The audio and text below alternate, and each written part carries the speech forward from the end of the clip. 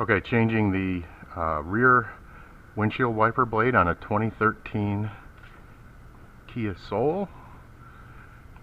Pretty sure this is pretty much the same for any Kia, and probably other makes and models too. So the first thing you want to do obviously is pull out your rear windshield wiper blade.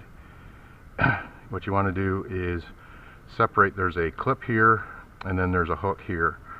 So you want to pull and separate from the clip and then pull forward like that. You're not going to break it.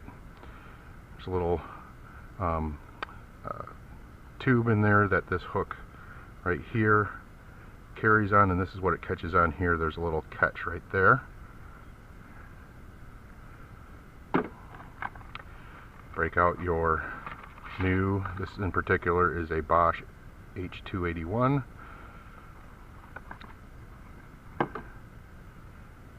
Same, just in reverse.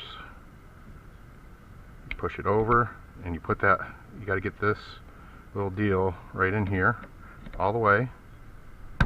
Hear that click, and you'll set it down on there. You'll another click. You've got a new wiper blade.